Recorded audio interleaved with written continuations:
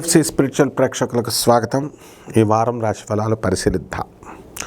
ఓం హ్రీంకారాసన గర్భితా నలసికాం సౌహ క్లీం కళాం బిభ్రతీం సౌవర్ణాంబరధారిణీం వరసుదా ధౌతాం త్రినేత్రోజ్వలాం వందే పుస్తక పాశమంకుశధరాం స్రగ్భూషితాముజ్వలాం త్వాం గౌరీం త్రిపురాం పరాత్ప్రకళాం శ్రీచక్ర సంచారిణీం.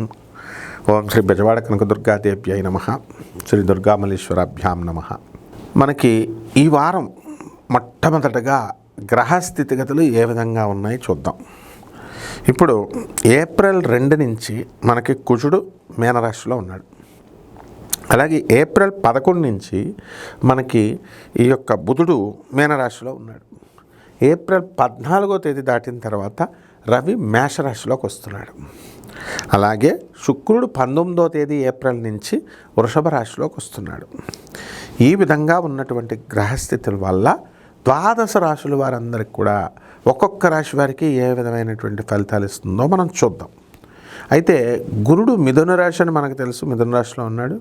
శని ఏమో వక్రించి మీనరాశిలో ఉన్నాడు.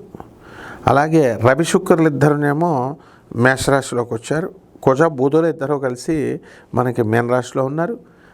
కేతువేమో సింహరాశిలో ఉన్నాడు. ఈ విధంగా ఉన్నటువంటి వాటిని బట్టి ఒక్కొక్క రాశికి మనం చూద్దాం. ఇప్పుడు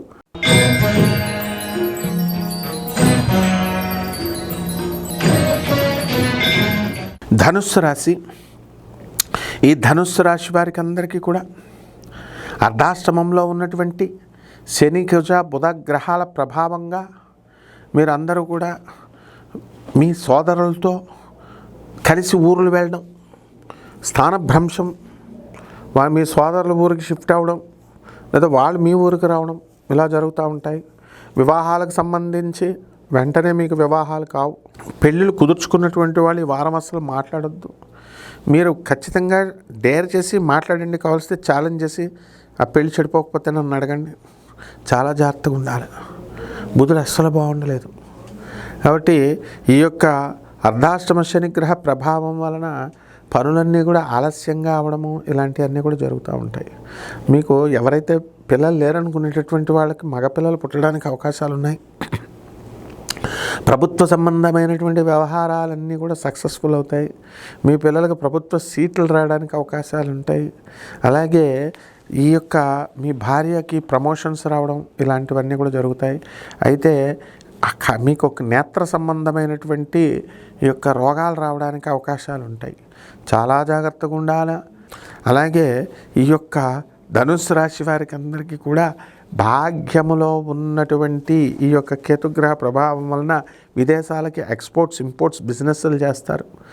తర్వాత విదేశాల వల్ల లాభం పొందుతారు. మీకు జర్మనీ సింగపూర్ లాంటి అమ్మాయిలు పరిచయం అవుతారు.